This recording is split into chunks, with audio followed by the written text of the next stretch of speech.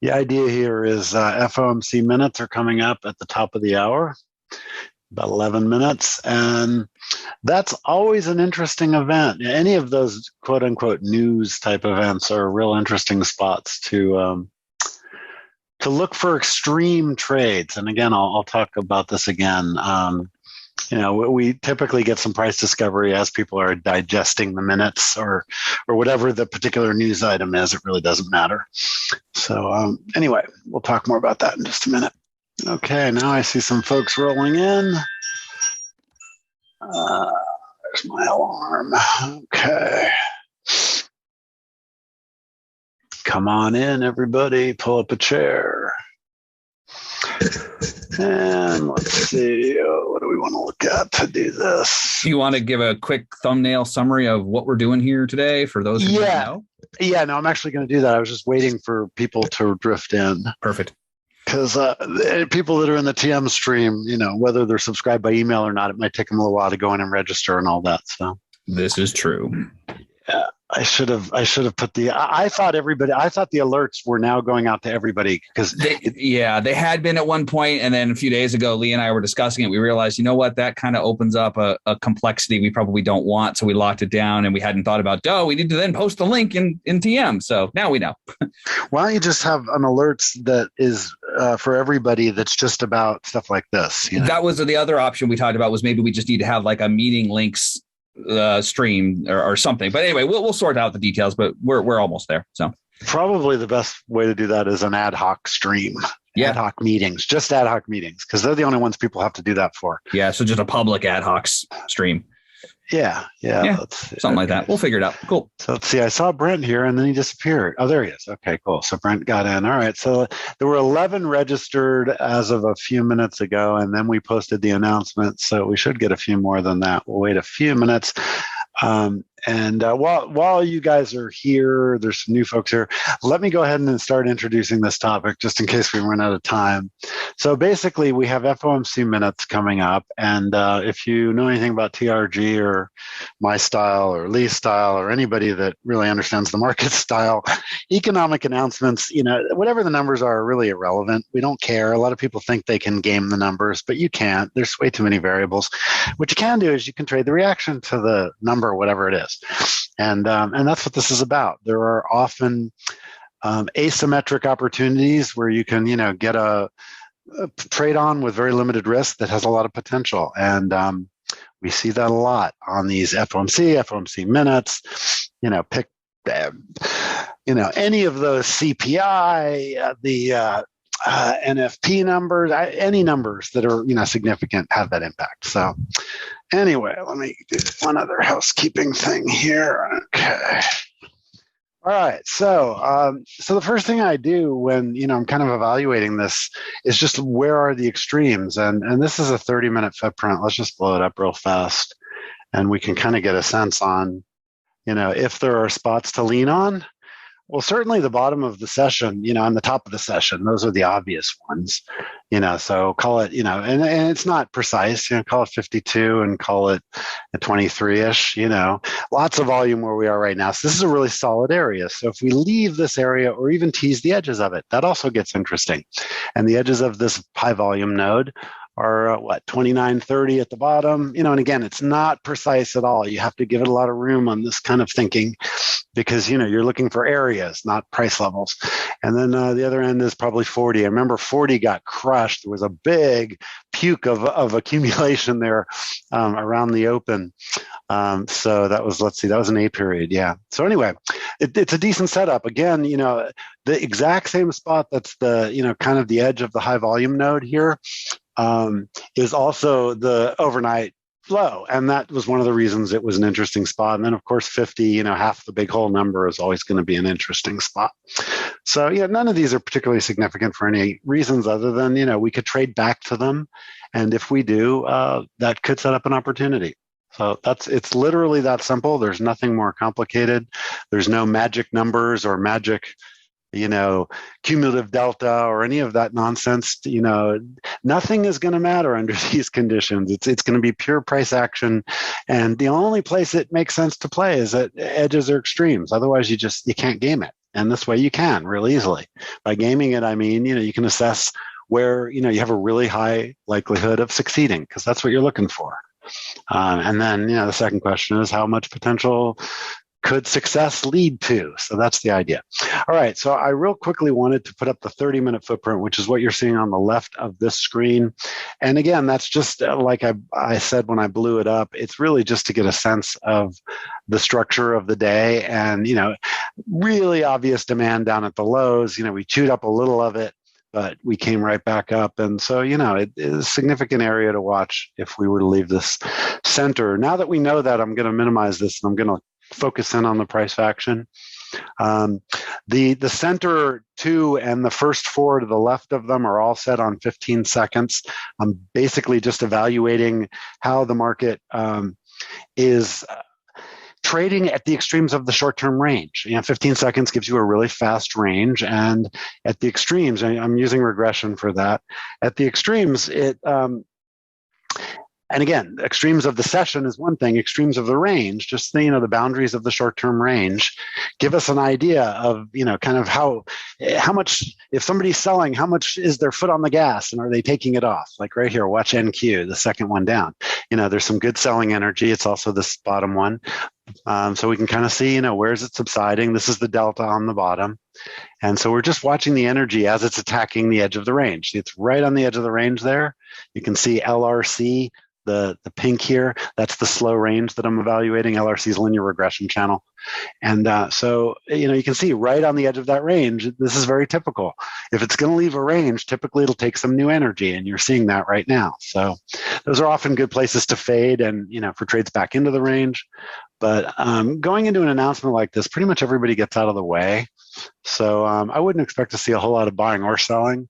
But people selling are clearly getting out of the way. So, I wouldn't necessarily jump on and join that momentum under these conditions. Under other conditions, I might. So that's a real quick intro to what we're looking at. On the far left, this is just 3 minutes at the moment. I vary that between 1 and 5. What I'm looking for there is just wave volume. And, are we trending at all? And no, we're in a range and we're just going back and forth in the range. You can see that's been going on ever since that little sell-off we had this morning. So, anything can happen from here if the number surprises people, or if it doesn't, we could get a big move. So that's what the session's all about. Number comes up in 3 minutes. We'll get the number and we'll see what happens. Again, we do not care. I have no concern whatsoever for what the numbers are or what the conversation about the numbers were. With FOMC minutes, it's really about who said what, so that people can kind of handicap how aggressive the first rate increase will be. Who's a hawk, who's a dove. But I don't care about any of that. It's the reaction to that. So, there's a bunch of big funds that have AI software that's going to read the minutes looking for keywords, and they're going to trade off that, and that's going to make it, erratic, and that's going to create price discovery. Price discovery is simply momentum in 2 directions. It is not a very tradable unless it gets to an extreme, in which case it's worth taking the risk. So that's, in a nutshell, what we're going to do. If there's any questions, please put them in the text chat. I'll try to answer them along the way. We got a couple of minutes, so I can answer some now. JVC, if you could do me a favor and keep an eye on the text chat. There's nothing there now except Jeff's message from earlier, but yep, we'll do. If something pops up, holler at me so it calls my attention to it. You got it. Anyway, so one more time, just to review that structure so it's really clear in our minds. This is the 30-minute structure. We are right in the middle of the range. We looked at the volume a minute ago. There's a big bulge of volume there. And so, leaving that area could be very interesting. Another way to see that, if you just look at my 15-second here, if I just crunch it together, then it's really clear. Here's this big high volume node, and the bottom of the range was real thin. So, we pushed down there and it got bought. This is measuring the short-term supply and demand. That's what the red and the green is. That's just accumulating the delta over time as it gets eaten through. So where that was red up there, that's just a zone where there was a lot of supply. And at the moment, that supply has not yet been chewed up. When it does, it kind of gets into this dotted hollow. That's when supplier demand is exhausted. So anyway, that's a useful tool. That's emoji price rejector that's doing that. But again, I don't want to think I'm pushing that you have to buy some sort of tool. You don't. All that's doing, let me just turn it off so you can see. All it's doing is giving me a quick visual of where, that's happening and what the net result is each little wave up and down. And that's really powerful. And, you can see it right here. You don't need any sort of indicator, but if you're not paying attention and you just glance at it and you want it to jump out at you, the tool is really, really useful. From my point of view, it's worth the price of admission. Okay, we're a minute out, so obviously everybody's going to get out of the way here. Let's just let it play out and see what happens. Yeah, you can see we're already in price discovery now. Again, price discovery is two-way, high momentum. And even if you're right, you can't take profits because, it could go against you faster than you can hit sell or hit the bid or hit the ask. So the point is, this is not tradable. You want it to get to extremes where you can at least throw some odds at it, at least make it somewhat asymmetric that if you're wrong, it'll be really obvious. Here you could be right and wrong and at the same time, on the same trade. So anyway. All righty. Once again, if you have any questions, stick them in the chat. We'll take a shot at answering them. I'm Jeff, also known as Doc, one of the co-founders of TRG. I have been trading for almost 50 years. Almost 50 years. God, that's scary, but that's true. In another few months, it will be almost 50 years. Okay, look at this. Wow. Crazy. This is price discovery right now going up. But again, you don't join or fade this yet. You need to be at a spot where you can play it, and there's no, you don't just pick a number and short or long it. You have to find a spot you can lean on it with some sort of odds. And when it's moving both ways this quickly, that's just not possible. Don't delude yourself. So, wait for an opportunity. A short up here is very interesting, but I don't want to be the guy that shorts the first big push up there like we just had. I want to see some sort of exhaustion if I'm going to short that. We could have had, we had a real quick reversal when we got up there to 50, which you expect, but if we get up there again, I'd expect to run it over. And now we're at 37. So again, don't try to trade this stuff. Even if you're right about the direction, getting out with your profits can be very difficult. It's much smarter to wait for it to settle just a bit and see if you can catch a good spot. Remember, this is the minutes, so people have to read this or have their software read it. So it's not like a number just came out and everyone, instantly responds to the number. Everyone's reading the minutes. So their opinion of what they're seeing could change quickly. So again, that's another reason you just don't jump in front. This is a freight train going both ways. You don't jump in front of it. Remember what I said before, 40, 44, that's been sold. And now, 50's been sold. Obviously, that happened a few times. But it's not really clear, get short every time it gets up there. Don't think that way. That's not accurate. Anyway, I'm going to reset the traded. We're watching the traded volume here. Under these kind of conditions, I don't really care what the order book is showing. I just want to see what actual trades are going down, and that's what we're seeing here. So this is a pretty aggressive push down. All right, we got to the low. This is one of the spots we were looking for. So this is a decent spot to play long. If it can hold, I might just do that. Okay, I went ahead and got along on there with a market order from 26. I'm going to protect it fast. Okay, we took profits. So we got 5 ticks there. That was a very fast scalp, but it was a real good odds one. This looks like it might want to go lower. So maybe we'll get another shot at that trade. Again, that was the spot we were looking for. As I said before we got started, if it got down there, it's almost a no-brainer to try to at least grab it the first time because, it really got aggressively bought there. And once again, did this time. Took my ticks back on the sidelines, waiting for another opportunity. Let's push this together so we can kind of see what's going on here. It's moving around a lot. Big, giant range right now. We touched the bottom of that range. You can see we chewed through that old demand and then immediately reversed after we chewed through it. So buyers reasserted themselves once that held. That's dangerous. That could be a spot we could blow through to the downside again. So I don't want to just assume it's going to hold. But if it gets there again, it's a low risk place to look for a long. Right now we're in the middle again, which you don't want to do anything. Never trade the middle. The middle's always dangerous. The top end of the range obviously was a nice little short trade. I think we might head up there again, and I think that might just, if we just get above 50 by a couple of points, it'll take out a whole bunch of shorts up there, and then there'll be a really good short, maybe at 60 or 70. Okay, here we go, and we're going that way. So fasten your seatbelts. Again, I'm not just going to short it up here because it turned last time. I want to see what happens this time. I think those guys are going to get run over. So let's see. What you can do is you can put an order higher up. There's order at 55. So if it blows through 52, I can catch the blow through and grab some ticks going back the other way. So that's a legitimate strategy. But just shorting the top is what you don't want to do. You will get run over if you do that. See, we're right on the edge of that high volume node there again in the 40 to 42 area. Really tricky spot. It looks like the perfect place to be short.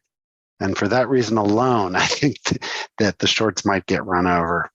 As soon as it clears 47, those guys are screwed. So, they're going to have to puke out. And that sets up as I said, a much better trade higher up. So let's see if we get that. Meanwhile, let's look at what's going on the 30-minute footprint just to see how this is all landing in structure land. So we tested that low. We have a price rejector down there on the pullback. And that's right on that area of demand. So again, that's an interesting long, particularly if we go down there again and it holds and that demand reasserts itself. And same story with a short higher up. So there's a couple of really good setups here. We just have to be real patient and see what happens. So let's just watch the footprint views and stay dialed in on the domes.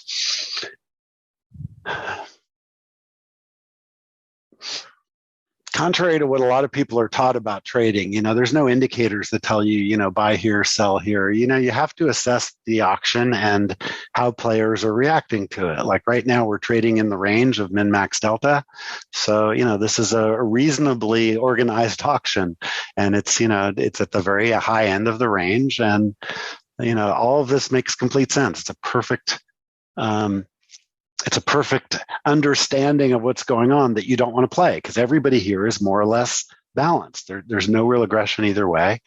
We're sitting on the top of a high volume node that so far has held. So all of those things are saying, okay, long at the bottom end, but not here. Maybe short at the other end, but not here. So wait for one of those opportunities.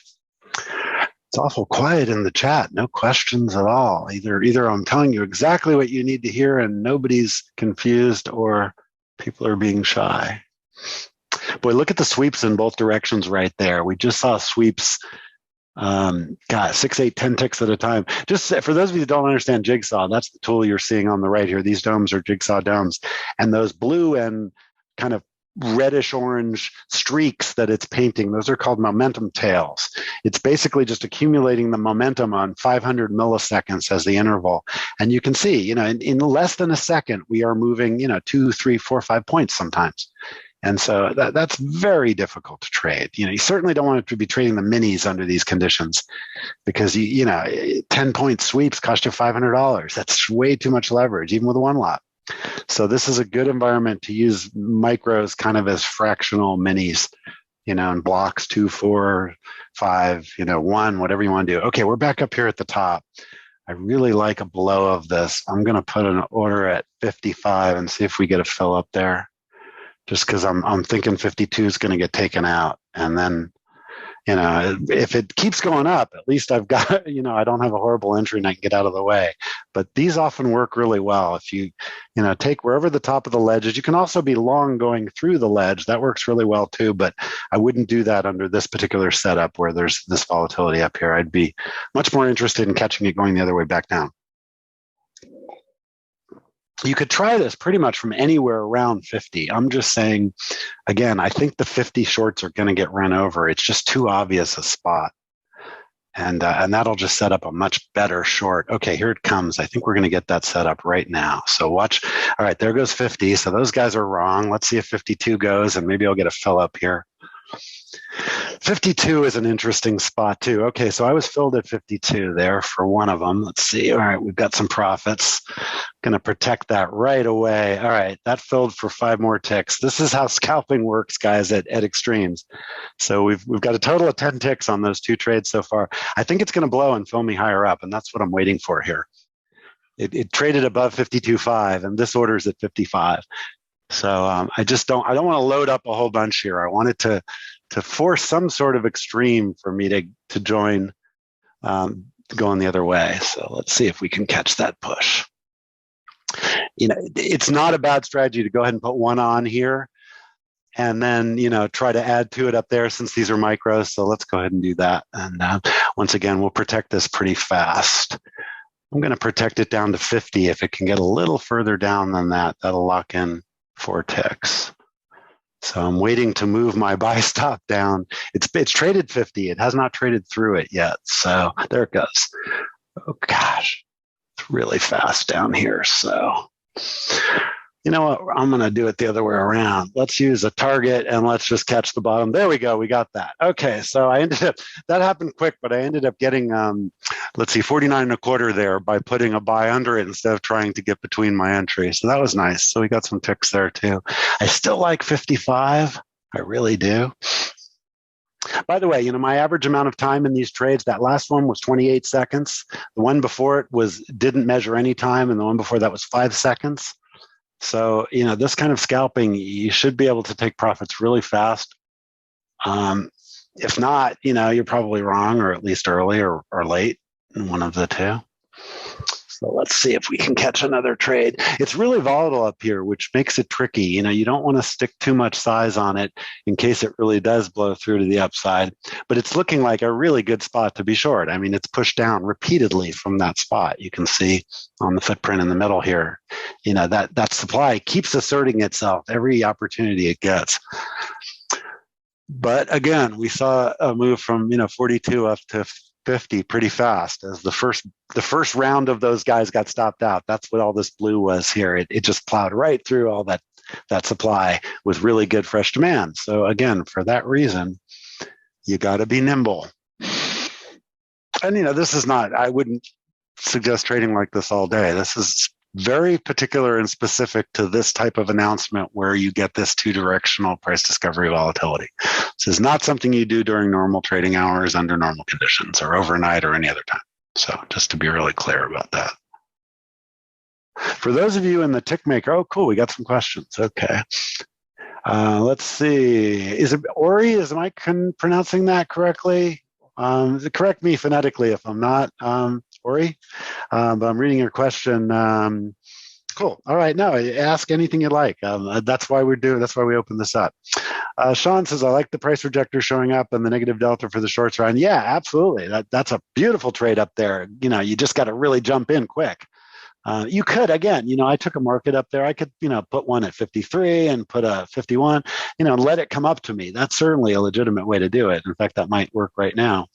I just tend to be a little more patient when I'm teaching and trading because, sometimes I do that and all of a sudden I've got a 3 lot on and we're at 60 and I don't want that to happen because I can't watch it as carefully when I'm explaining it and trading. So we'll leave those two there and see what happens. They're certainly asymmetric, which is the whole idea here, right? In other words, it's really clear if you're wrong. It blowing through this area up there will be really obvious if that happens. So what's the time frame for the NQ footprint? Both of the footprints in the middle here are running 15 seconds.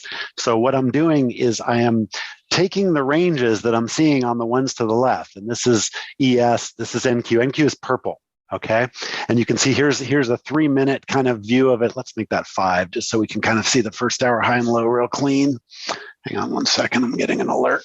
Okay. So right now you can see the initial balance high and low there really cleanly for all 4 of the indexes. That's ES, NQ, RTY, YM, top to bottom. And then these little 15-second views are just the linear regression ranges. So I'm just looking for places where I can scalp. That's what that's for. And during regular trading hours, that's a little more useful. It's a little too wild right now for that. And then the middle, what I'm doing is I'm taking that exact same interval and I'm qualifying it. In other words, I'm not just looking at, which way price is going, but I'm looking at the delta. These are delta bars. So, and then at the bottom is bar by bar delta. No cumulative deltas. This is literally 15 seconds at a time of which side of the market is the trade on. So it's really helpful in understanding which way I want to lean. And, we played both ways. We played long and short, depending on what kind of information that's giving me. It's not rely on an indicator. It's read what's actually trading. This is the traded volume we're watching. And we're pushing up above 44 again here. We could get another shot at this trade up here. Let's watch. And then my domes, I'm seeing, just traded volume. And these are footprints, current and total trades is what Jigsaw calls that you can reset them, so you can see the current energy and then a footprint since the last time I reset it. I can reset that anytime I want, build myself a new bid-ask footprint, which is really useful because you can see right now this is getting bought right here because we're hitting trades are on the ask and they are lifting the ask up. So as the volume comes up, it's pushing the ask up. That's lifting the ask. If you did the TM material, which all of you have done, that's really clear. That's how price moves. Buyers are hitting the passives. The passives are able to lift their asks up as that's happening. So that's not a place you want to be short. You're going to get run over. Look at it, and you can see the momentum as it's happening. So let's see. We answered that question. Okay. Andrew, I was mentioning trading the news earlier. Do you also take into account non-US related? Yes. I run this calendar right here, Andrew. Good question. This is in Jigsaw, but any good futures platform. Those are the things I watch. And these are all the ones since midnight tonight across all the different markets. Because I often trade at night, and at night there are no US announcements, but there's lots of them going on in the rest of the world. So yes, absolutely. It's coming up to me again here. We could get another shot at this trade. Let's keep an eye on it. Oh, I think I am going to get this. This looks like it's going to fill. I'm tempted to put one on already, though. Hit the market here. Oh boy, that's like a FOMO thing. I really want to be short because I think it's still going down, but I don't want to be one of the guys that gets run over at 49.50 here up to 53 or 55 where I really want to be short. So listen carefully to that. That's emotional discipline and saying, yeah, it might work here, but the place to do this trade is higher up because it lowers my risk. Why is it? Because it's a better entry. And then if I'm wrong and it continues to go up, I lose less money. Does everybody understand that? That's such a critical point to, actually discretionary trading, which is, the way any full-time or professional trader trades. Forget indicators saying, buy here, sell here. That's just nonsense. You got to learn how to read the auction. What's going on? This is pretty good buy action here. I think we're going to get a fill up there at 53. So I've got orders at 53. That's 10 in the queue. So that should fill if we trade there. And then this one's 17 in the queue. That's what that means. I really like executing trades on Jigsaw because I can move my orders around really fast. It's a good platform for that. Boy, we are really getting sold. I was about to say I'm so tempted to just hit the market here, and then it dropped 4 points as I said that. So now I'm not. But again, if 49.50 area has obviously had sellers, we just keep testing it, which is why I think it's going to go through. Okay, let's see. Jeff, do you flat your domes when leaving the trading room? Oh, absolutely. Every time I finish a trade, go back and watch any of my recordings, Jeff, for the last 4 years. At the end of every trade, I will hit flat and cancel every single time. Because that way I'm always flat and I never have any old orders laying around, because it's real easy to do that, an old stop or something you were trailing. Here we go again. Boy, should we try 50? Did I lock this by mistake? Yeah, I did. Didn't mean to do that. Okay. What the heck is going on? It's not. Do I have a connectivity problem? I might. Hang on a second. I don't want to cancel that order.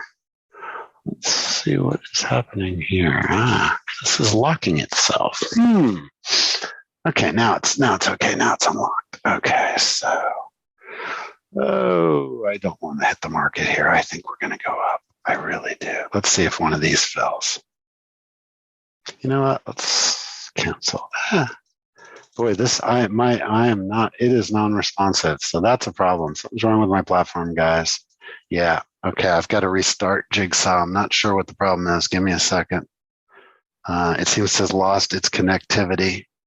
So we might restart into a trade here. Whoops. I don't want that one. That's not what we want. I want Jigsaw. There we go. Okay. 49. I'm watching. So I have 3 different price feeds going here. So this is running on a different feed. So while that's restarting, I can watch it. So if it trades up to 53, we'll get filled up there, which is fine. I actually would like to. Let's see. Yeah. Let's see. Is sole reliance on Forex Factory for news related enough? It's not about who you rely on, Andrew. It's about what items you're looking for. Forex Factory's defaults, I don't have no idea what those are, but they may or may not be good one for futures trading. I honestly don't know. And in TRG, every Monday morning, we have a session called the Ides of Monday, and we go through, what the relevant ones are for the week. Okay, now I'm able to place orders again. I don't know what the problem was with that. But anyway, I've still got my order 53. It has still not filled. I'm going to lock these other domes just in case I have funky platform. Oh, it looks like we're going to fill at 53. You know what? I'm going to take 52 and a half. I tried to pull down and just grab the lower price, and it moved right as I did it. Look at that. That's so frustrating. All right. Well, we just missed 2 points because I just wasn't quite aggressive enough. I still think we're going to get another shot at this.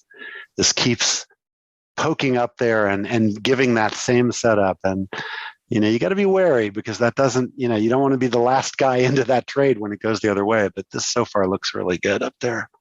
It's really traded. Look at that supply up there. It really traded aggressively off it, but we've only come back, a couple points. That's the reason why I think we're still going to go up. So this one's probably going to get filled this time. Let's see. I'm going to get back in line at 50, 55 as well, too. Okay. All right. Let's see. So, okay. I think the best, just from what I do, futures point of view, and looks like we're going to touch that, Andrew. I think the best simple and filterable news to look at is on investors.com. Hang on, I want to watch this trade. I'll continue that in a second. God, it's just teasing me so much. Come on, last time it did that. It did 4 points the minute it touched the price, and I did not get a fill. So I'm just being so patient and diligent here. If you don't get a good entry on these, you can get run over. So you just can't be, impatient and jump in at the wrong spot. Okay, I think we're going to get filled this time right here. Come on. All right, I will take 52. That's it. Come on. 52 and 55 will give me a nice average if I get them both. I'll take that. That's a perfect entry to this idea. And it's wrong, 57 or higher, it's wrong. So that's easy to manage risk. Boy, it just does not want to give me a fill here. I'm trying to really show you guys good discipline. Boom, we got it. Okay, and there's 53, 54. We got them both. Okay, it traded 58. That's perfect. This is exactly what we want to see. So now we just want to go back to that area that it basically blue stops. And if it keeps going, I'm off sides and I'll have to get out of the way here. But it probably has a little bit of, let's see. Yeah, I think we're going to be okay on this one. They caught the stops. If there's more buying, then it's going to continue up and I'll get out of the way and we'll try again a little higher up. Okay, so I got out of the way there again. It's pushing above 60. So I wouldn't try to trade this long either. These are mostly stops going off here, I'm pretty sure. Let's have a look at the 30-minute and we'll get a look at that. See, there's a zero prints, the top 3 levels. So basically they caught a bunch of stops up here.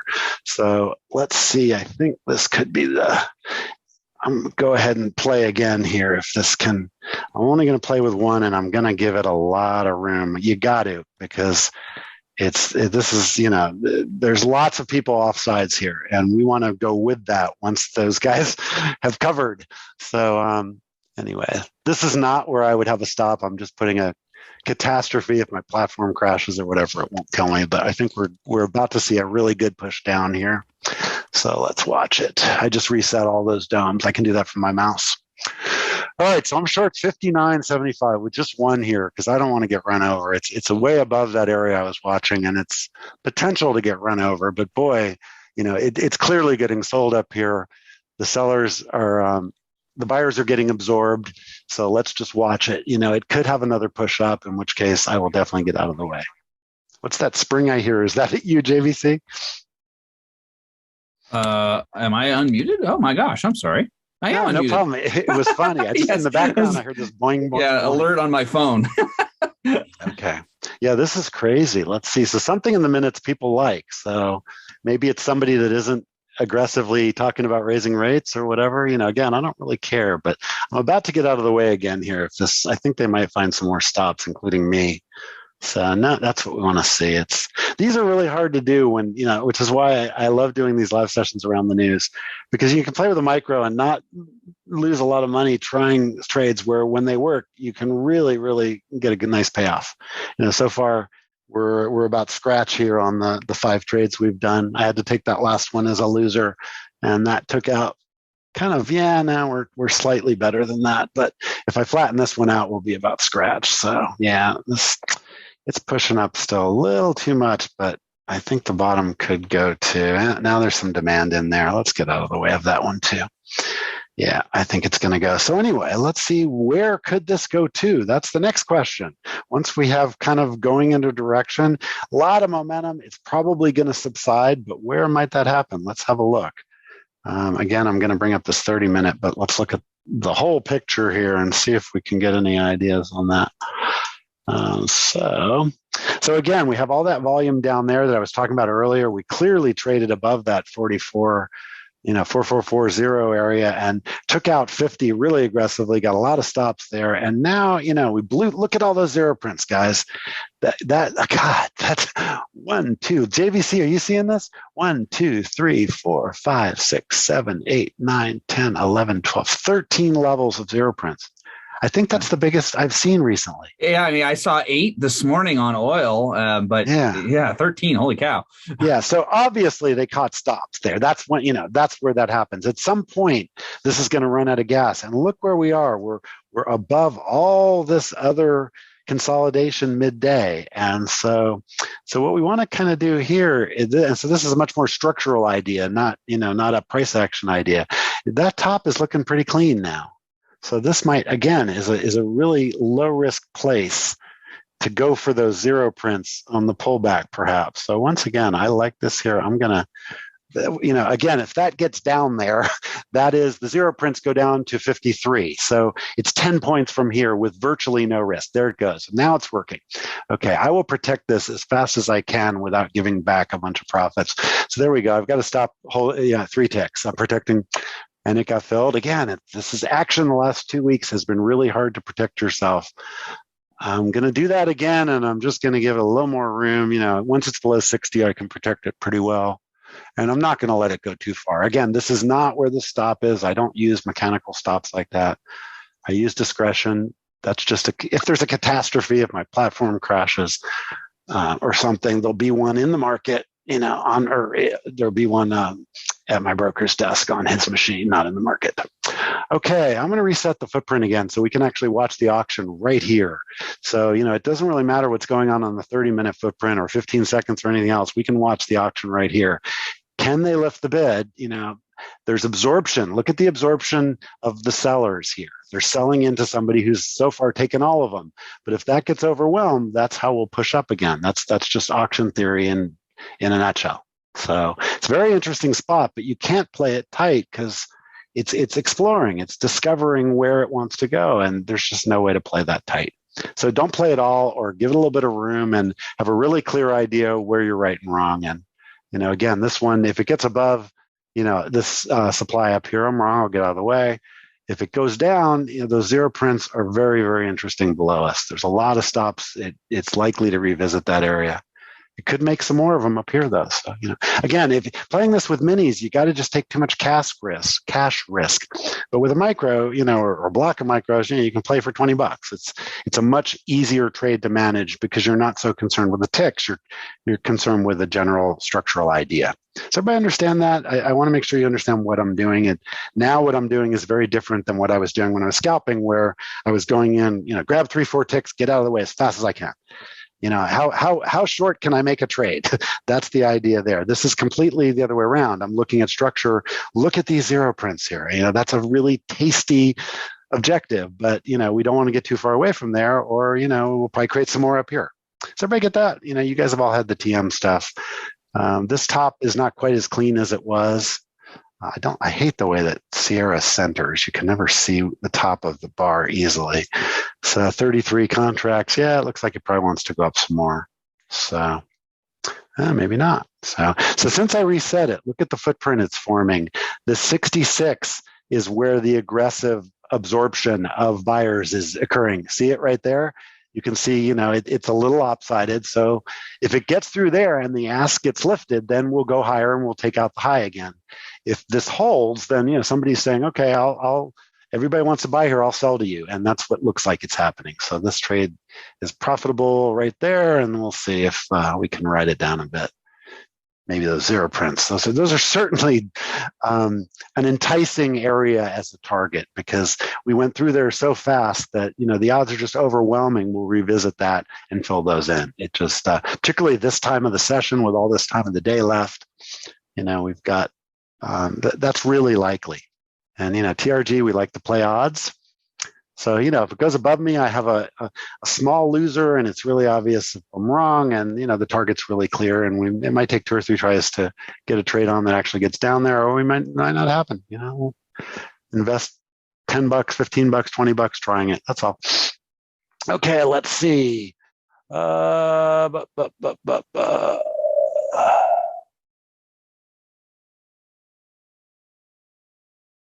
Yeah, now it's pushing up a little too strong. Let's get out of the way. There's no need to be a theory, Andrew, as to why they're revisited. Zero prints are created when there's aggression through a level.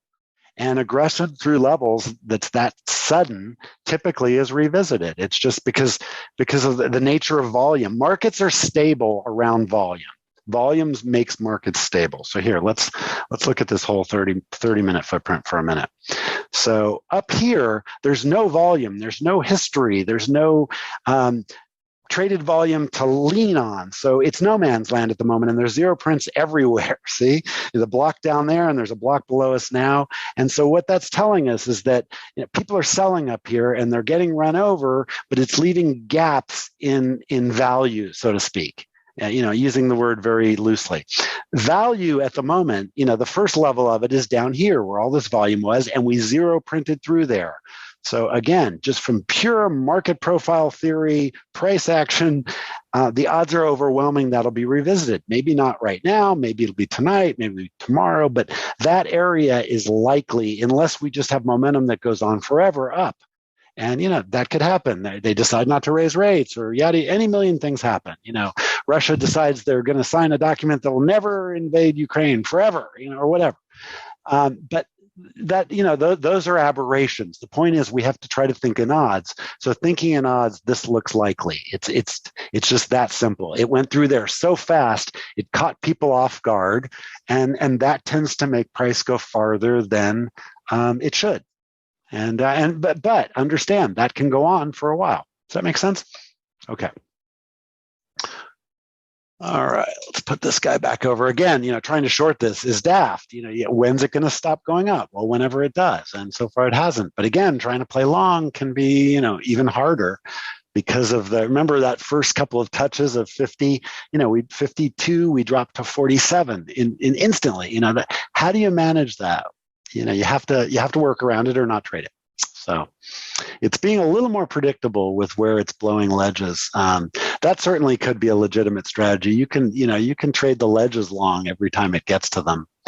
As I said, I generally don't do that on news releases. I will do that all the rest of a regular trading day, but around news releases, those tend to be spots to fade, not to go with. So. Anyway, let's see. If aggressive buyers swept the order book, wouldn't the zero prints be on the bid side of the column? Think about that for a second. How could that be possible? If buyers are sweeping stops, it has to be on the other side, right? So yeah, unless I'm reading your question wrong, you're just thinking backwards. This kind of sounds like that classic thing that we've seen in certain platforms where they color them the opposite of the way we think, because they think from the broker's perspective, and right. That's his background, I know. So perhaps that's part of it. Yeah. If you look at, so for example, look at this dome right now. I'm going to reset it. It's recording trades going by on the ask in blue. We consider those to be buys and sells. You have to think about it backwards from the platforms like Thinkorswim or the brokerage stock platforms. They will cover trades on this side, okay? On the bid side, they will color those as green or buys, but it's the other way around. Buys go by on the ask because somebody is buying from a passive seller. And then if the passive sellers raise the price, it goes up, and then they're buying at a higher price. So you have that exactly backwards. Do you understand, Ori, what I'm saying? I would assume I'm reading your question, if aggressive buying occurs, then there would be no selling or prints on the bid side. No, because, okay, how does price go up like that through the zero prints? Think about what's happening, okay? Aggressive buyers are buying from sellers on the ask. So that's why it's coming up as blue, right? So the trades are going by on the right side, their asks. And then when they run out of people willing to sell to them, they lift it up again, and then it continues. That's why we go through. No trades are going by on the other side because there's so few people willing to sell that we never get there. Do you understand that? Yeah, if not, go back in the TM material. It's hitting the bid or lifting the ask and offer. Exactly, Andrew. And those were conditions where there were so many people trying to buy that the people on the ask side just kept lifting the offer, lifting the ask. And that's why we have all these zeros through there, because people kept trying to buy and there was just not enough people to sell to them. Okay, yeah, you have to. It's really hard to get the hang of that if you come from stocks or from any of the furu nonsense, indicator buy here, sell here world, because all those people literally have it backwards. Trades going by on the bid are not buys. For that to happen, that means a market order is trading into a limit order on the sell side, on the bid side, which is we perceive to be selling unless. And that's the key difference, unless it's not affecting price. If somebody is hitting the bid over and over again, but price is holding, then you've got a passive buyer absorbing all of those sellers. And so here we go down again. So this is a tricky spot. Again, that chart would have worked pretty nicely, but boy, as you guys got a really good example of how, even when you know what you're doing and the signals are relatively obvious where to play, you can't manage the risk well enough to make any money in some of these markets. You have to just wait for better conditions, and just not lose a lot, along the way is really what it's about. So, all right. Are there any other questions about any of this stuff? Let's see, I'm going to go, maybe we'll go to the top of the hour just for fun.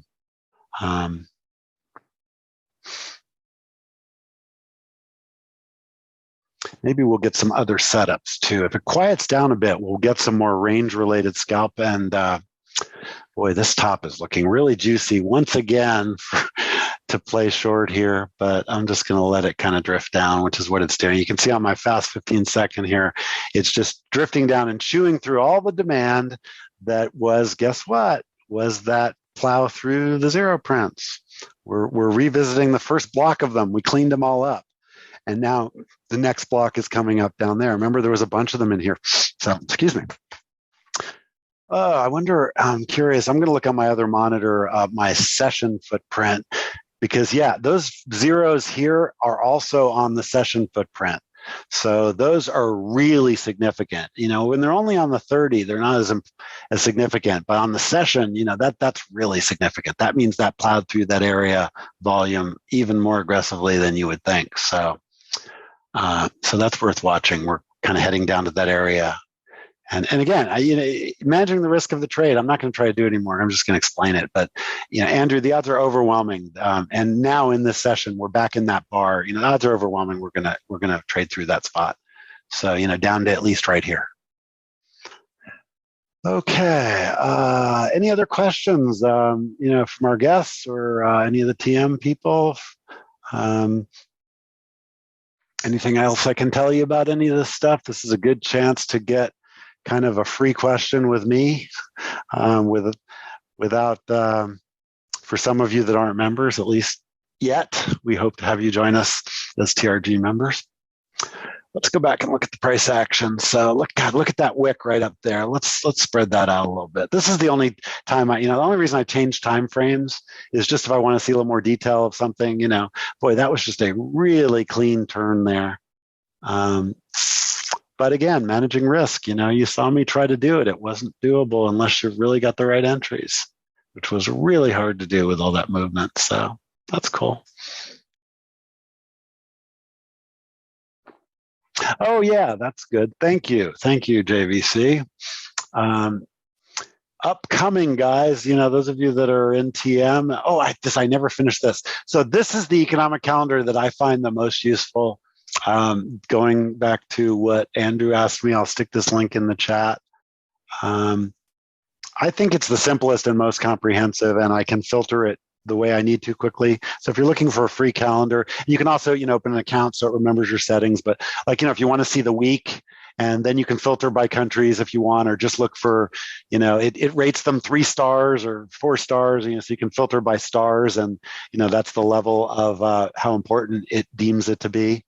And again, for a free tool, I think that's a useful one. But any of those, there's another one that produces a nice weekly look. I think it's this one. Yeah, this is Econo Day, has them nicely organized, and it uses flags for the countries. So that's another one that's okay. I think they charge for the premium version of this one, but I'll paste that in the chat too. Anyway, all right. So now that we did that, let's go back and look at the wick up there. Just really, really clean. But now, you know what? This is the key point. So it looks like, wow, the top's in and we're heading back down. And now look at the demand, step back up here, and it's holding 64. And look at the footprint since I reset it.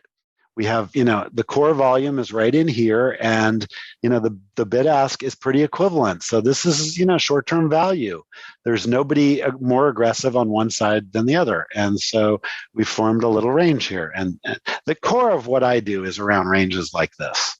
And this one, I wouldn't necessarily trade, but that's what my linear regression is all about. And when the market's, normally during the day, just, doing its back and flow, ebb and flow thing, that's really a great way to pull some money out of the market. Okay, so real quickly for TRG people have heard most about this. The TM people probably have seen some promos, but real quickly, we have an event coming up in TRG. I wanted to just remind you, it's the Scalpathon. I will be hosting it. We will be basically talking about all these setups around the clock for a week. It's all recorded. You can come and go as you please. These are the sessions, and what I'm going to do around the sessions is I'm going to talk about trading different instruments, and so we're going to have a curriculum besides just the live trading on every one of these. For example, on Tuesday's early morning session, when we're trading oil and gold before the U.S. equities open, we're going to talk about how oil and gold trade differently, and how the micros, this is for you, Andrew, how the micros trade completely differently than the minis in both oil and gold. And you really have to understand the difference. It's not just about volume. I had a trade going last year, just to tell you an example. In gold, GC, is where I meant it to be, but I made a mistake because I had been playing around with domes for a class, and I had the micro gold up. Long story short, the bracket that I put on that trade would have held if I was in gold. Something crossed the tape, some news announcement, and everybody pulled all the liquidity out of the micro, and so the micro just swept down like 20 points, and GC did not. So the trade would have been a perfect trade in GC, and I got stopped out of it in the micro, not intending to be in the micro. But that's a perfect example of how micros can trade very differently. So we'll talk a lot about that, and a lot of really, really interesting information about, times of day, different patterns, Wyckoff wave volume. That's what I do on these left-hand views. I'm just looking for trending at all, is the wave volume supporting the trend? And that's really clear. And this is a really good example. The wave volume is not supporting this move at all. We went up really aggressively, and we've come back a big chunk of it. There's no ebb and flow in a trend here. It's up and then just stops. And this is absolutely the most dangerous stuff to trade. When you see a big sharp move up reverse like that, you want to look for up thrusts. It moves up in, this is Wyckoff, and moves up in volume that's lower than the big push up was, that gets sold. And we're not seeing that. It's going into a consolidation. And so that just continues to illustrate how dangerous these conditions have been the last few days, last week or two, actually. As everybody, there's a lot of cross currents in the market: Ukraine, oil, the economy, inflation, take your pick. Okay. Okay. The question, Walid asked me a question. I hope I'm pronouncing your name correctly. Yeah. If you've taken the 299, all you have to do is complete Tools of the Trade and The Art of Tick Making, the two courses, and you get $200 off. And so then it's 299. We're basically rewarding you for doing what's in your best interest anyway. Right. Yeah, exactly. Because in order to understand a lot of what I'm going to talk about, those courses really take you through the nuts and bolts. Like a good example is what Ori was asking me about a few minutes ago. If somebody's totally confused about what the footprint is displaying as buying and selling, then trying to learn how to scalp is it's not even possible. You're thinking wrong. So we really want to get you plenty of time to really get wrapped around what the right concepts are and how to implement them, and then we can go through and show lots of examples. And there's like this image here is this was one day I was scalping, and a couple of baby losers, and that particular day between this account and two others I had 500 winners in a row with only one or two tick losers, and I had like four of them. So that's doable if you build a methodology. So that's what this session is going to be about, and I think it'll be a lot of fun. So, okay, yeah. Oh, so you're still working on TM. Okay, so yeah, once you finish those, you'll qualify for the discount wallet. I hope that answers your question, and I hope it will pick that up automatically. By the way, because the back end knows that you've completed the course if you have. So when you go, you'll get the discount, just automatic, as long as you're logged into your account. Right, and this is a really good value. I mean, we are doing 1, 2, 3, 4, 5, 6, 7, 8, 9, 10, and a wrap up, 11 sessions. Some of these sessions are like 5 hours long. You don't have to stay the whole time. I'm going to go through a lot of theory. I'm going to show lots of examples. You can watch the recording whenever you want, but it's a ton of material. I really just wanted to get a good, solid recording of all this stuff in one place. So I decided to do this at a much lower cost than we would normally do something like this for. And I don't know if we're going to do this again. So if you're interested, you definitely want to be in this one, because if we do it again, it might not be this year, certainly. So, okay.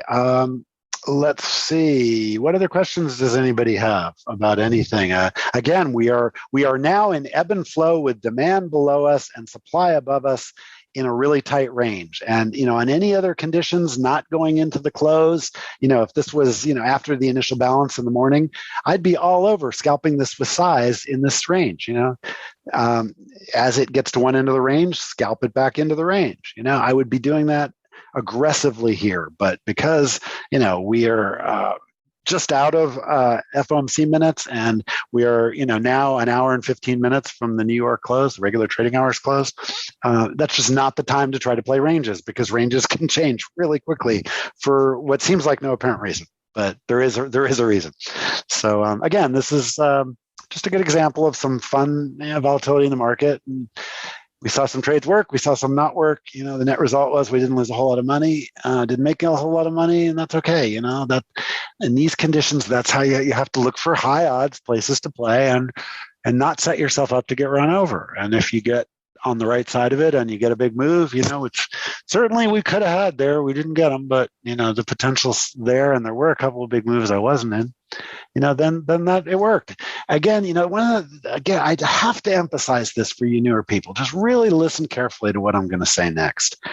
Very many of you are coming from, I almost want to say brainwashing, because that's pretty close, of what the world of trading is like in this future space. And, that you can like buy an indicator that'll tell you when to buy or sell, or that there's magic price levels, and it doesn't work at all like that. It just doesn't. It's a very predictable world if you think in bets. And you look at the price action, you look at the structure, and you say, okay, based on my knowledge of that price action structure, what's likely to happen? Well, here we are. I'm killing time a little bit. We are about to go through and clean up those zero prints. Why? Because the odds are overwhelming that we will. If you can figure out a way to trade with that, like right now, going into those zero prints, perfect place to be short here, because it could fill into them really quickly, and then we're done and we go back up or whatever. So great spot. And again, everything is bets, But that means, even if you're really good, my scalping win rate's high 80%. Actually, it's a little lower now since the Delta, 83% where it is right now. And that doesn't mean anything if you can't manage risk. And it also means, even if you're 60%, 70%, 3 or 4 out of 10 are going to not work. So you can't have this mentality that, you're never wrong. Your mentality has to be, I think in bets, when I'm right, I take profits. When I'm wrong, I get out of the way. And over time, because I have a legitimate edge in the market, I make money. And that's how it works. So legitimate edges like, zero prints filling in, unfinished business at highs or lows, in the first 2 hours of the day, and all those kinds of things where there are literally statistics you can apply to what's happening is where you should be trading. And likewise in scalping, and this is what I'm going to do a lot of in the Scalpathon, in the ranges, there are really good statistics. The statistical range that I play, generally under normal conditions, the price will respect it about 96% of the time. And that doesn't mean you buy the low and you sell the high. It just means you understand the odds are that the range will be respected, and then you look for trades around that range. So it just, if it gets to the low, that doesn't mean you buy it. It means you look for a trade there. If the aggression comes in, you short it.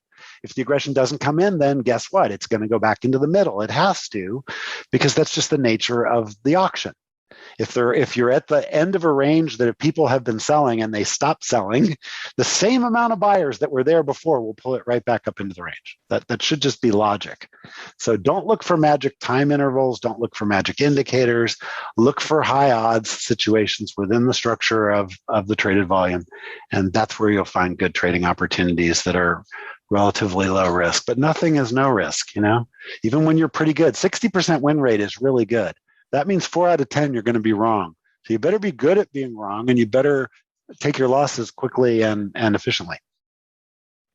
Okay. Any other questions? I just want to make that really clear because there's a lot of nonsense education going on in this space, and people don't say things like that. They tell you their magic Xbox 9000 system will automatically make you $50,000 a minute. You can buy as many Lamborghinis as you want.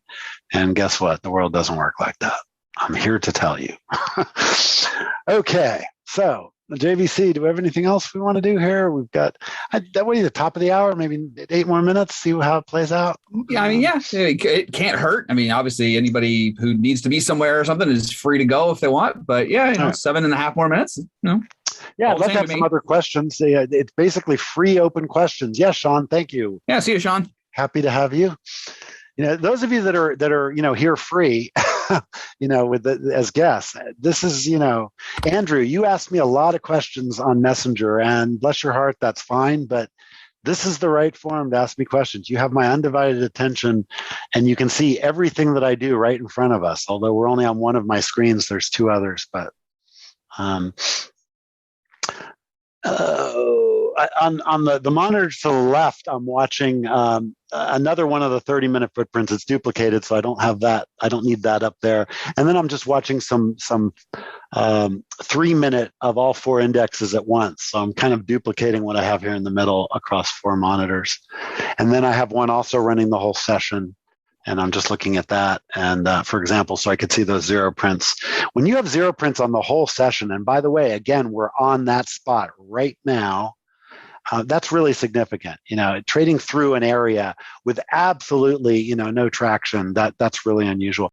All right. So this is what I was talking about. I use this to just kind of see, all 4 indexes. This is ES and YM on the top, NQ and RTY, and you can just kind of see where they're finding supply and demand. And when it coincides, it's a good trade. And so, for example, let's go to the values cross here. So, right in here, look at where I'm pointing. The market found supply there in all cases. It's not going to line up price-wise perfectly, but from a time point of view, you can see that was exactly the top of all 4 indexes. So that's correlation. That's real-time correlation, and that's a very tradable event as well. So anyway, these are the kind of things we're going to talk about in the Scalpathon. And now because I'm doing this, I can't see the chat there. Now I've got it back. Okay. So let's see. David T. So the last 2 days, the strategy I've been working on executing consistently for weeks all of a sudden didn't work. Well, this is a really crazy week. So the last 3 weeks have been very unusual, David. So any strategies, you have to be very careful assuming too much. Okay. So those 2 days, I noticed the PA was also wonky as well in this instance. Yeah, you have to just sit on hands like I've been doing. I've been practicing sitting on my hands, and I do hundreds of trades a day typically. Do I walk away or do I work on the weakness in the market? For someone like you that's new, you probably should walk away. I work on ways of perfecting my tools.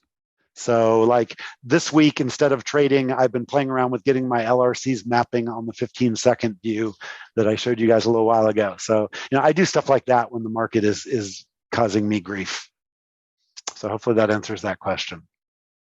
Was this a shift in market dynamics? Absolutely. Is it a shift in our edge? No, our edges are working fine, but the conditions are so volatile and skittish that it's making risk management really difficult around decent ideas. So the trick is, scale down, go to the micros, and use less size, give it a little more room, understand where you're right and wrong, and understand these are really hard conditions, and maybe the best thing to do is not trade at all. Absolutely. All of those are legitimate. Okay, how is the min-max delta supposed to be interpreted? JVC, what is that in TM2? Min-max?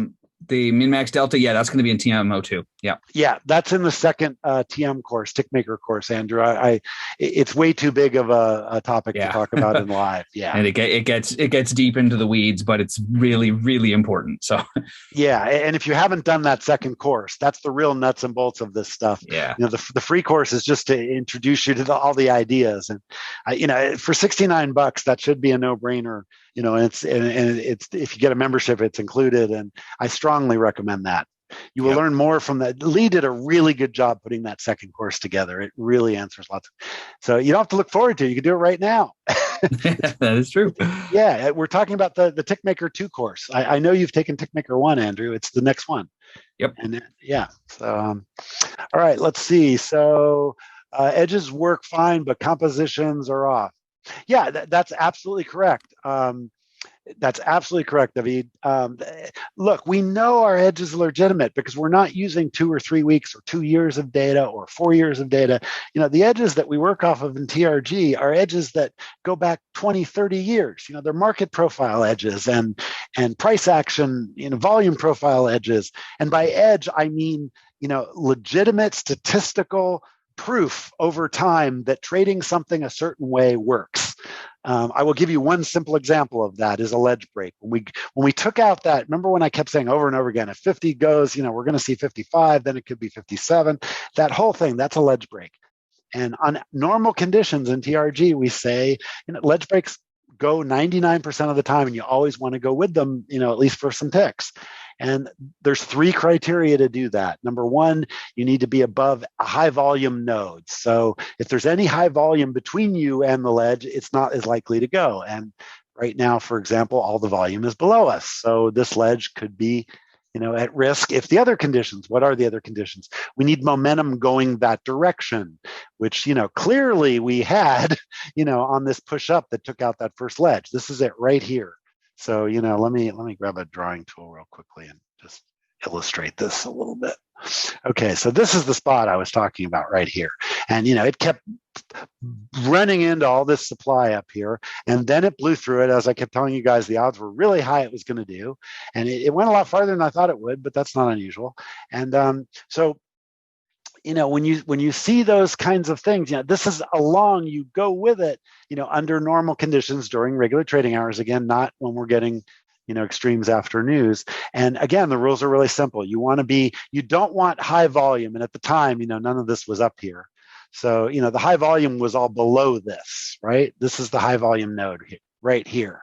So going this way qualifies for that. And then the second thing is you want momentum. And the third thing is you want to be between the high volume and the ledge you're breaking, and which again was right here, okay, this spot. And you want to be within 6, 8, 10 ticks of the ledge, which once we got into this territory, we were. So that is our setup for ledge breaks. But again, during news events and this kind of price discovery around news events, I don't rely on those as much, but that works 99% of the time. We can count on one hand the number of times that hasn't worked in the last 10 years. That's an edge. That's an example of an edge. Okay, let's see. Yep. Hey, this stuff takes a long time, David. I know it feels to you like you've been at it a long time, and you've been at it 3-4 years now. I know, but that's you're just getting started. This stuff takes a long time to absorb. And oh, JVC, you have a nice compliment. I am right here, Andrew. Cool. I'm glad you like those. Awesome. I have done them to YouTube a whole lot less now that we're doing me, Jeff, and Lee all rotating, day in and day out, 5 days a week of live sessions. I haven't had the ability to just do my nice, calm, quiet, focused, quick in and out trade. I'm spending 90 minutes or 30 minutes or whatever trading with the group, but I'm glad you enjoy what I'm able to post. Cool. All right. It's right at 12 here. I don't think we're going to get much more opportunity here. Maybe right at the close, the last half an hour going into the last few minutes, we might get some opportunities, but this looks pretty stable here is why I'm saying that. There's no way I'd be shorting up here anymore because if that trade was the right trade, we'd be selling off aggressively, and we're not. But we are cleaning up this is what happens. We are slowly but surely cleaning up the profile. Look at that. We took out the first 3 levels of the zero print. I suspect, after the close is when it'll go down there and get the rest of them, maybe tonight. But they'll get filled in. They typically do. So Andrew, I saw your question. Actually, it kind of zipped by in the chat, but just so you know, or so everybody knows, the 2 parts to the evaluation getting funded courses are actually on the website now. If you go to the education page on TRG, you can get to it from the homepage. They are both there. It's the same kind of model as the Tick Maker. There's a free one to kind of introduce sort of the introductory basics. Oh yeah, Jeff can go there and show you. And then there's a real cheap paid one that gets into the more the nitty gritty and the detail. It's sort of the what and the how is kind of how we think of it. The first one is what's this all about? So you have some clue. And then if you decide, I want to know how this works exactly, then that's what the next one's for. So So there's the free TM1, which you've had. Here's the free essential. So you just have to go there. And then, this one is more nuts and bolts. I strongly recommend you take the art of tick making, Andrew. Then you'll understand a lot more about some of the detail of how this all works. Most definitely, yes. And remember, if you join TRG, that's included. So you might want to think about that. In fact, they're both. It's all included. TRG is like the all you can eat buffet version. It's just you get it all.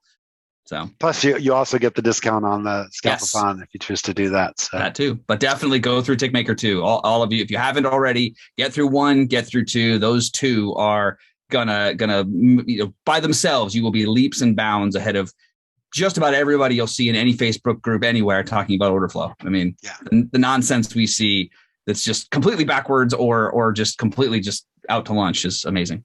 Yep, that's true. All right, cool. Any other final questions? Burning desires going once. Otherwise, we'll wrap the session up. That's great feedback, David, by the way. Thank you for that. Yeah, great feedback. We do appreciate that. Thanks, Ori. Walid, I hope I'm saying that right. Thanks for your questions. Andrew, I hope I answered everybody's questions. We'll go ahead and wrap this up since I don't see any more. We'll see you all in the pit. Cool. All right. Bye, everyone.